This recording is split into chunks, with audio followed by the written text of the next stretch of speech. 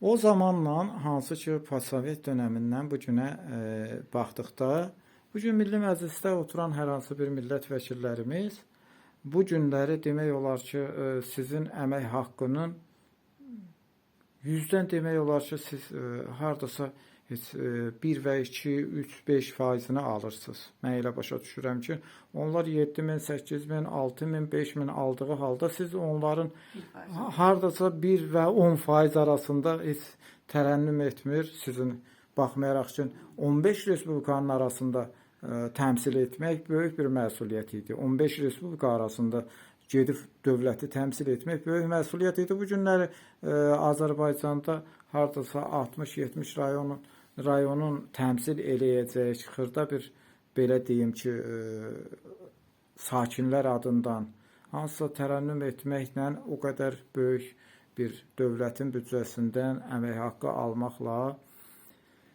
vətəndaşa qayğı göstərməkləri göz qarşısındadır. Yəni, çox minnətdarıq ki, vaxtlarını ən azından traktorda, əkinçilikdə, nə bilim, tarlalarda, taxılla bağlı olan taxıl təminatımıza görə vaxt ayırırlar. Ən azından onlar da baxmayaraq bu günləri dövlətimiz tərkibində istər üzümçülüyün inkişafında, istər taxılçılığın, istər pambıqçılıqda, istər əkinçilikdə, istər sağınçılıq və bütün sahələrdə inkişaf göstərirlər. Çox maraqlı orasıdır ki, bu günləri onlar əmək haqqından onlar da narazıdırlar. Onlar da elələri var ki, hətta deyir ki, evimizə biz istənilən mövsümlərdə meyvə almaqda çətinlik çəkirik. Eləsi var, deyir ki, kirayələrdə yaşayırıq. Bu günləri baxmayaraq ki, siz istər Sovet hakimiyyəti zamanında dövləti təmin etdiyiniz halda, bu günlər sizlər özünüz də bir kirayəşin olaraq bir başqasının evində yaşamağınız və o cümlədən qayğıya ehtiyacınız olduğu halda, yəni sizin həyat yaşamınızda, yəni ki, evladınız varmı? Yox. Evladınız da belə yoxdur. Amma bu günləri dövlət qayğısı sizə qarşı yoxdur. Ən azından bu günləri sizə dövlət özü ən azından xidmət etmək üçün hansısa qayğı nöqteyi nəzərindən kimlərsə yönətməli idi ki, sizin qayğınızı çəksin, sizə xidmət eləsin. Sizin ən azından tənha ana nəzəriyyəsi var idi, zamanına görə tənha qadın nəzəriyyəsi var idi. Bu gün tənha qadın olaraq sizi dövlət nədən bu günləri istər səhiyyəmiz, istərsə də nə bilim, o təbibimiz, istərsə də dövlətin hansısa qurumları, əmək və əhalinin sosial müdafiə qurumu belə bunları nəzərə almaq istəmirmi? Yəni görməməzlikdənmi gəlir, yoxsa görməkmi istəmir? Elə biləm ki, görməməzlikdən gəlir. Yəni müraciət etmisiniz heç bir nəticədə? Hər yerə müraciət etmişəm. Məktub yazmışam ki, Ali Sovetə yazmışam. Ondan sonra prezidentə yazmışam. Mehriban xanıma yazmışam ki, mənim təqaüdüm azdır, xəstəyəm, 2-ci qrup əliləm, iynə dərmanımı görmür, kommunal xərcləri görmür. Bəs mən o yemək qalsın o tərəfdə. Kommunal xərcləri gücünə çatdırıram.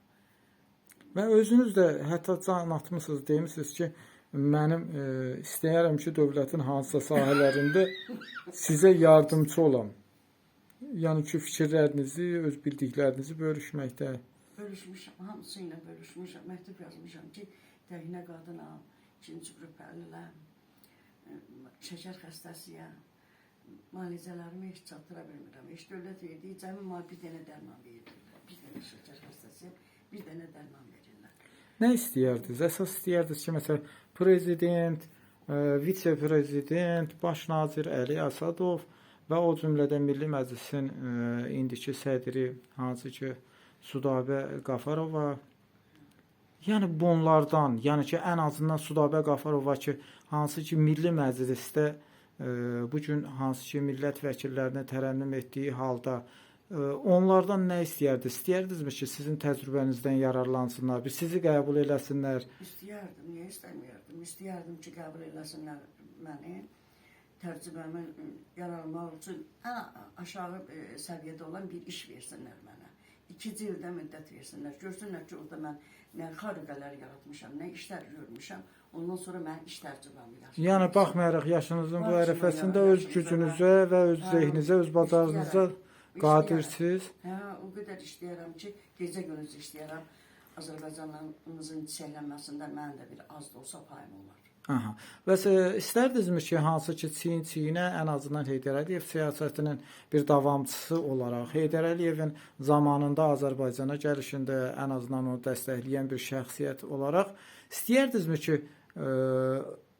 davamçısı olan İlham Əliyev, istərsə də balaca bizim onun davamçısı olan kiçik Heydər Əliyev, Mehriban xanım Əliyeva və o cümlədən evlatları da kimlər ki var, hər birisi sizin Heydər Əliyeva olan sadiq münasibətləriniz və onunla birgə hansı ki elə sirlər ki var ki, onlar sizin özünüzün aranızda qalıbdır ki, dövlət sirridir.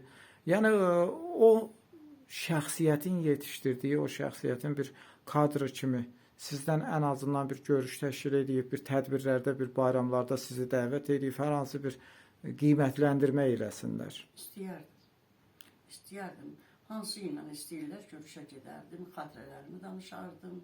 Heydər Əliyevlə o qədər xatirələrim var ki, heç bəlkə də Milli Məclisdə oturanları Heydər Əliyevin görməyiblər də, qabağına getməyiblər də, heç bilmirlər ki, Heydər Əliyev nədir. Mənim xatirələrim o qədər çoxdur onlarla. Amma baxmayaraq, nə İlham Əliyev, Mehriban xanıma da məktub yazdım. Heç cavab olmadı. İlham Əliyevə də yazdım. Hara yazdım, elə qaytardı. Heç demədilər ki, heç olmasa desinlər ki, çatmır, bu sənə səhv eləyirsən, işləməyibsən. 45 il zəhmət çəkib gecə, ayla, gündüz gündən işləməmsən sən. Mən o vaxt işləyəndə kolxozda